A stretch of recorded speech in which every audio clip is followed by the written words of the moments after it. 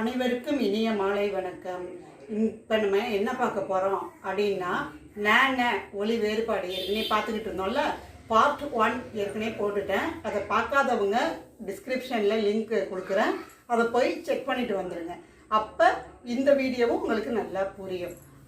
இப்போ நம்ம ந ஒலி வேறுபாடு, அதுக்கு முன்னாடி நம்ம சேனலை சப்ஸ்கிரைப் பண்ணாதவங்க எல்லாரும் சப்ஸ்கிரைப் பண்ணிங்க, பெல் ஐக்கானையும் கிளிக் பண்ணிங்க.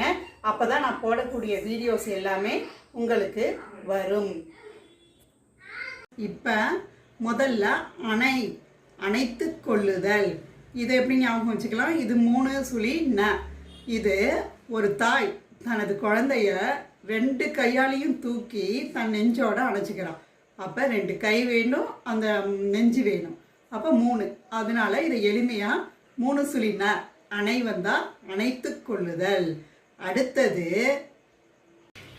2 சுழி ந பாருங்க. அணை அப்படின்னா என்னன்னா அன்னை, அதாவது நம்ம தாய். இப்போ இப்படி யோசிச்சு பாருங்க, தாய் அது 2 சுழி எழுத்து தான் வரும். தாய். அப்போ 2 சுழி ந அணை வந்ததுன்னா அம்மா. அதோட நம்ம தொடர்புபடுத்தி ஞாபகம் வச்சுக்கிறதுனால எளிமையாக வச்சுக்கலாம். ஓகே, இதே இன்னொரு வார்த்தையும் இருக்கு. அது என்னன்னு பாருங்க. அணை அப்படின்னா மீன்.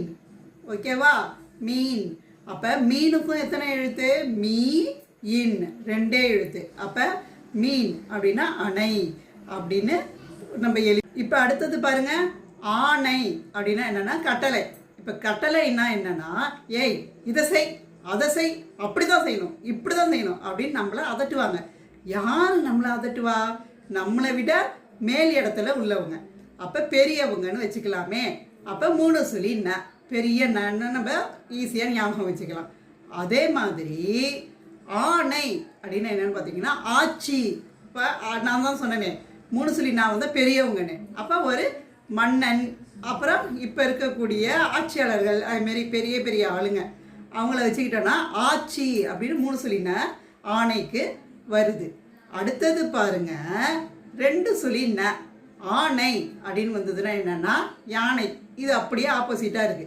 யானை இதுவும் 2 எழுத்து தான். அப்போ இதுக்கு 2 சுழி நை தான் வரும், ஆணை அப்படின்னு நம்ம எளிமையா ஞாபகம் வச்சுக்கலாம்.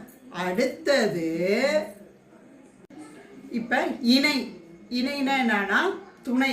இப்போ யோசிச்சு பாருங்க, துணைனா என்ன? ஒரு புருஷன் பொண்டாட்டி அப்படின்னு இருந்தாங்கன்னா துணைன்னு சொல்லுவோம். சரியா, ஒருத்தவங்களுக்கு ஒருத்தவங்க துணை. அப்போ இப்போ 2 பேர் இருந்தாவே துணைவி அப்படின்னா துணைவா அப்படின்னு சொல்லுவாங்க. அப்போ அது கரெக்டாக 3 எழுத்துல தான் வரும். அதனால 3 சுழி ந வந்ததுன்னா என்னது? துணை அப்படின்னு நம்ம எளிமையாக புரிஞ்சிக்கலாம். இப்போ இன்னொரு இணை இருக்கு, அதுக்கு 2 சுழி ந. அது என்னன்னா வருத்தம். ரொம்ப வருத்தத்தில் இருக்கான்ப்பா, அவனால எதுலேயுமே மீண்டு வர முடியல அப்படின்னு நம்மளே அப்படியே பாவமாக சொல்லுவோம்ல, அதுக்கு வருத்தம். அது வந்து ஒரு கொஞ்ச நேரம் தான் இருக்கும் நமக்கு, அப்படி ஞாபகம் வச்சுக்கலாம். நிறைய நேரம் இருக்காது. அதனால 2 சுழி ந, சின்ன நா போட்டுக்கலாம். சின்னதாக இருக்கு வருத்தம் அப்படின்னு. அடுத்தது பாருங்க, உண்ணி. இது 3 சுழின்னு 3 சுழி வருது.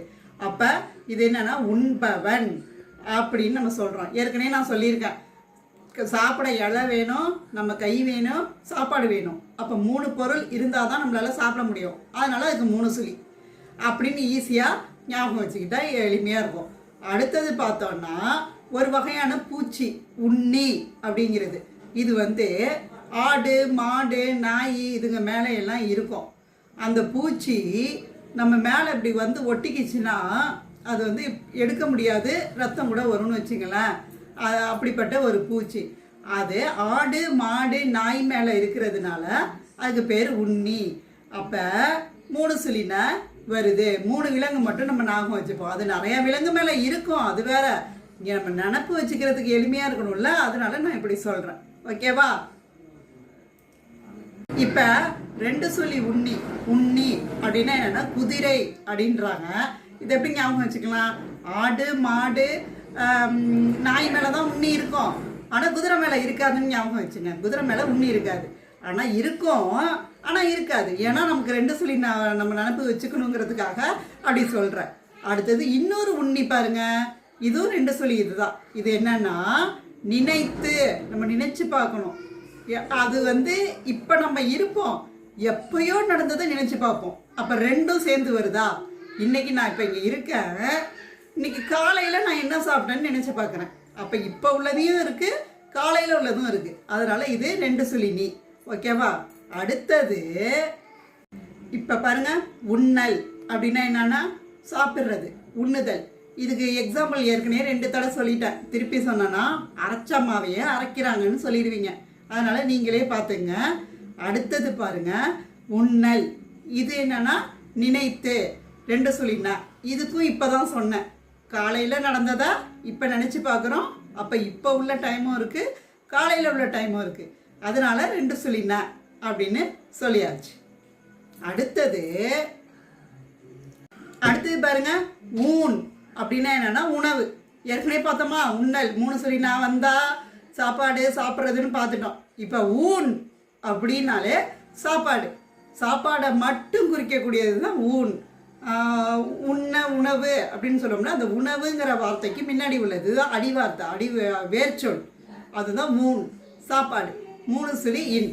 அதுக்கு தான் எக்ஸாம்பிள் நான் ஏற்கனவே சொல்லியிருக்கேன்ல, அது உங்களுக்கு நினைவு இருக்கும். திருப்பி அது சொல்ல வேண்டாம்னு நினைக்கிறேன். அடுத்தது பாருங்க, 2 சொல்லி இன், ஊன் அப்படின்னு வந்தா உங்க எல்லாருக்கும் பிடிச்சது இது, அதனால மறக்கவே மாட்டீங்க. என்னது? அசைவ சாப்பாடு. சிக்கனு, மட்டனு, இன்னும் என்னென்ன இருக்கோ, பீஸு, ஃபிஷ்ஷு, எக்கு, இன்னும் எவ்வளோயோ இருக்குது, எனக்கு அதெல்லாம் தெரியாது. அது எல்லாமே ஊன், 2 சொல்லி ந.